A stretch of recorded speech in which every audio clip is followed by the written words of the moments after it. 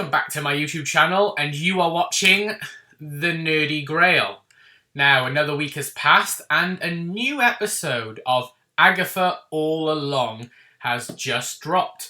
So last week, I reviewed episodes 1 and 2, and it was an interesting start to the series. Not perfect, but an interesting start. But this week, we just have one episode, and that's episode 3, which this episode is titled Through Many Miles of Tricks and Trials. So when we last left, our crew, our merry band of characters, they had just made it onto the road. And this episode starts with them walking down the road, trying to figure out where they're going to go from there. They start discussing what's going on, who were those creatures that were chasing them through the door, who everyone is, how are we going to survive. And they discover that in order to make it to the end, they're going to have to go through a series of trials. And they talk about taming their fears, as it says in the song, meaning that each of them's going to have to do a trial based on their skill set, so to speak. Each trial they do, everyone's skill is going to be probably required to beat that trial, and they're going to have to face their worst nightmares, really. So, as they walk along, they all discover also that Teen, who is still called Teen at the moment because we haven't actually discovered who his identity is, as the group are concerned at who he is, so they ask his name. He can't say his name yet again, so it's not just with Agatha, it seems to be with the whole group. They say that actually a sigil has been put on him, so like a form of redaction spell, and it's sort of hiding his true identity. So that's going to be an ongoing mystery all through the series, it seems like. But there is a few things that crop up later in this episode that sort of give an indication as to who he might be, and I do have my theories on that. But Agatha does talk to the group and tell them that each of them obviously has something they want at the end. And they discover that Mrs. Hart has gone missing. She's gone walkabouts because she doesn't know what's going on. So she's trying to, well, find a way out, basically. And she accidentally drops her bag, and the ground starts to almost swallow her whole before the crew could all come and save her. And and Agatha says that they need to stay on the road at all costs. Do not walk off the road. Stay on that road. They then all look up and they see this big opening, and the sun is starting to beam through, and it almost looks like a beach setting with a giant house in the distance. They all go to investigate their house, walk in, and discover that it seems quite peaceful in there. Everything looks white, it looks clean, it looks tidy, it looks organised, it looks lush and peaceful. Their outfits seem to change to match the aesthetic of the place. It does all seem a bit too good to be true. They then discover that there's a bottle of wine with loads of glasses surrounding it, one for each of them, and a riddle, which they deduce that means they have to drink the wine. They all start drinking the wine. However, Agatha does not drink the wine, and neither does Teen. Agatha sneakily pours hers away because she knows something is up, and Teen doesn't drink it because he's underaged.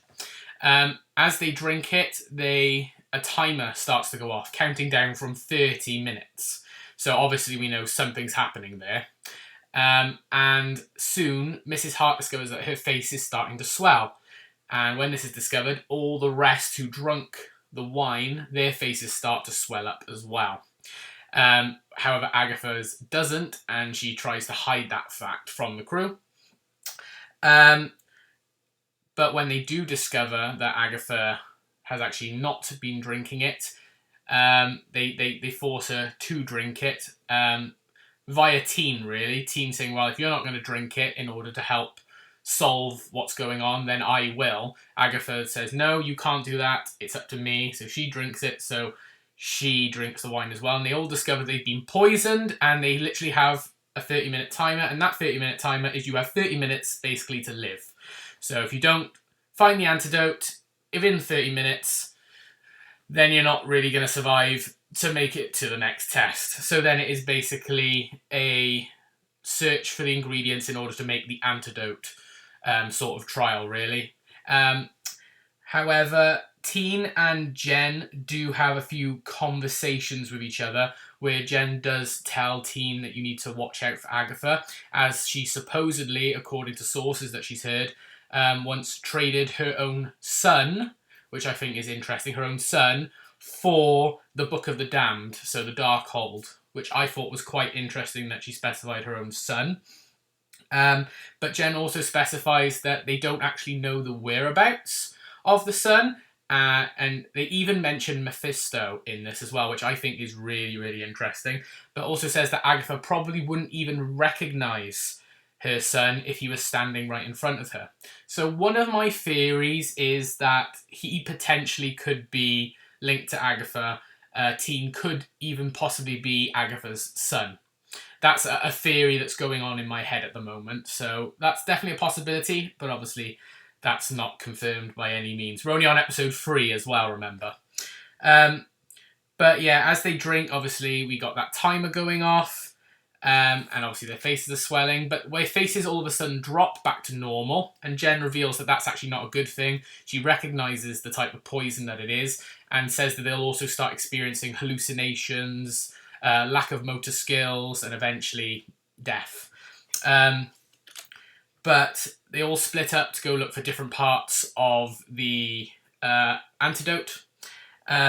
And they all start seeing someone or something that's linked to their past. Like Alice sees her mum, who tells her about that she's going to die, and talks about her grandmother, which freaks her out. They all start seeing bits and pieces and start getting like attacked, really. Jen almost gets drowned in the sink. It gets quite intense, really, and the fear factor starts to kick in. I'm kind of liking that fear factor and that make you jump and, oh, you don't expect that. It is a lot darker now, and I'm glad that it's happening now that we're on these trials.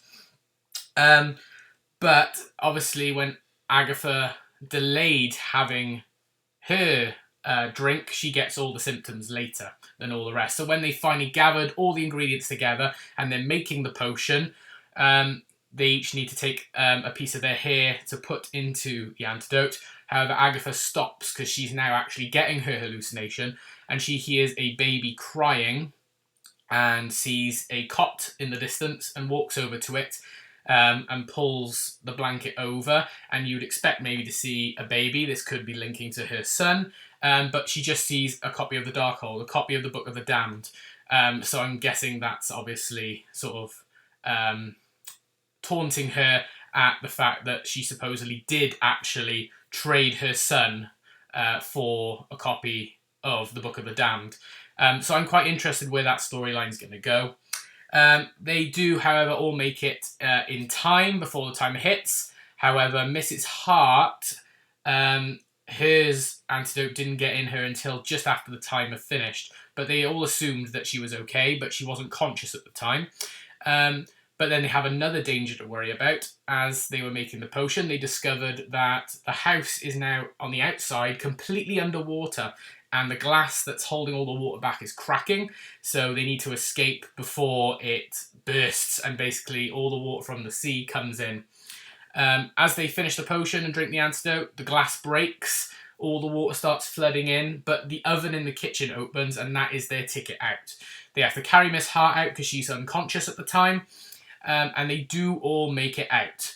They end up then back on the road right at the end, all thinking that they've all made it out fine and dandy, only for Teen to let the group know that actually, unfortunately, supposedly at the moment, Mrs. Hart has actually passed away and didn't make it past the first trial.